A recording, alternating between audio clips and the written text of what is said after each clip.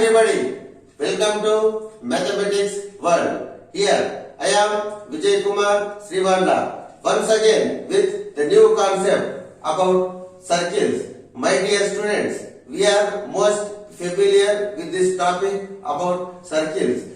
It is nothing but it is also a basic concept. So today in this video I want to give the little bit introduction about circles, how the circles are formed. We know in a plane we are having infinite number of points. Infinite number of points can be marked in a plane. If all these points are present in a plane, so how the circle is formed? A circle is nothing but the points in a plane which are, now I am drawing one shape, it is a circle. So on this we are having so many points A, B, C, D, E, F, G, H, I and so on. Like this, I am having infinite number of points on this circle. So all these points gives the definition of a circle. The infinite number of points which are at a fixed distance. The definition of circle I am giving. The point infinite number of points which are at a fixed distance from a fixed point. Here fixed distance and fixed point. What are these? Fixed distance. Fixed point is nothing but it is called center of the circle. So point O is center of the circle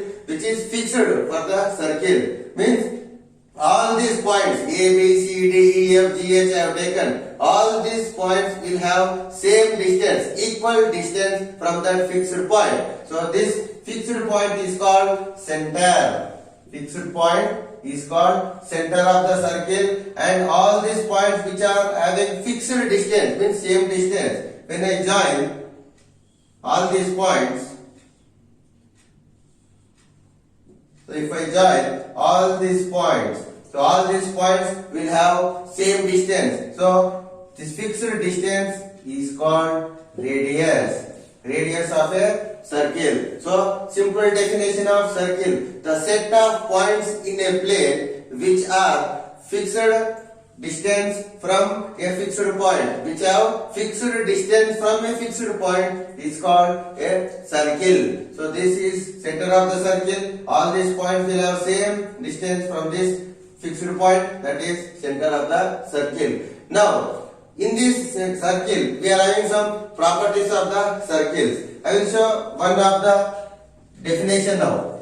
If I am taking circle, so like this, in this circle, so what are these radius? How many radius can be drawn? We can draw infinite number of radii. Infinite number of radii can be shown on a circle. So all this OA, OB, OC, all they are called what? They are called radius. Like this, infinite number of radii can be shown on the circle. So here, center and radius we have said. If I take radius, one more. If I am marking 2 points A and B on the circle, 2 points are marked on the circle AB. When I join these 2 points AB, so here I can define the line joining 2 endpoints on the circle is called chord. C-H-O-R-D, chord. A line which is joining 2 points on the circle is called chord of the circle. In the same way, we can mark so many chords. If I write these 2 points here, C, D, E. AB is a chord, CD is a chord, D is also a chord. Like this, we can show infinite number of chords. We can mark infinite number of chords on the circle. So the line which is joining 2 points, 2 endpoints on the circle is called a chord of the circle. Here, when we define a chord with this definition, one more definition I am creating here. So if I take chord, when a chord is drawn, if I draw this chord exactly from the center, CD. CD is a chord which is passing exactly from the center of the circle. So it is having one special name which is called diameter. which is called diameter of a circle. The chord which passes exactly from the center of the circle is called diameter. So diameter plays very good role in the circle. What it is doing? It is dividing the full circle into two parts. So this half of parts are what? So this is diameter, this is one part. If we consider this part, so it is half of the circle. So it is having one special name. This half of the circle is called semicircle. Half of the circle is called semicircle. My dear students, we have seen what is circle, what is chord of a circle, and what is diameter of a circle. Here diameter is nothing but 2 times of radius. It is a formula. Diameter is 2 times of radius. How? It is passing through the center of the circle. It is center. So here two radius we are having. O to D is radius. O to C is also radius. R plus R is equal to 2R. So full diameter is formed by twice the radius. To find radius, we have to divide. If you want radius, so diameter by 2, half of the diameter. So this diameter divides the circle exactly into 2 equal semicircles. Now let us define some more definitions. So what is arc of a circle now? So what is arc of a circle? Now one circle I have drawn here. This is one circle. I am marking 2 points here. So these 2 points means this is one of the part here. So this part, this region, it is called arc of the circle. If I write here A, B, X. So A, X, B is what here? Arc of the circle. Now this, from this circle, so this is center of the circle. So 2 points, this is the arc of the circle. When these 2 points are joined with the radius, so these 2 points are joined here.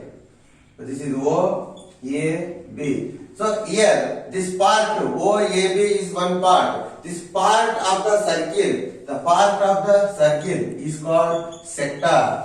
Part of the circle is called sector. So this OAB, this is called minor sector. Is called minor sector. Means from full circle this part has been removed. That is AOB, which is called minor sector. So remaining part is called major sector. So we have seen what is minor sector and what is major sector. Now we will see what is major segment and what is minor segment also. So here, if I am taking the circle, in the circle, the region, circle I have drawn, so I am showing a chord. A, B is the chord. Here, I am marking 2 points. Here I am taking X, here it is Y. So AB is a chord. So this region is very less compared to other part of the circle. AB is dividing the circle into 2 parts. 2 parts are divided. So I am shading this region and this region. From this AXB is called minor segment. It is called minor segment. So remaining part is called major segment. So we have seen what is minor segment and also what is major segment. So this topic on circles is there for all students of both CBSE, ICSE and SSC syllabus students. So my dear students, please learn all this concept of circles, learn all these definitions so that you can solve your exercise problems very easily. So before going to start this exercise problem, the entire concept of circles you have to know. So all these definitions helps a lot to find out, and we are having some theorems also based on these properties of circles. So in coming videos, I will be updating you about the circles and theorems on circles. So until my next video, my dear students, please do like, share and subscribe my channel for further videos. Thank you everyone.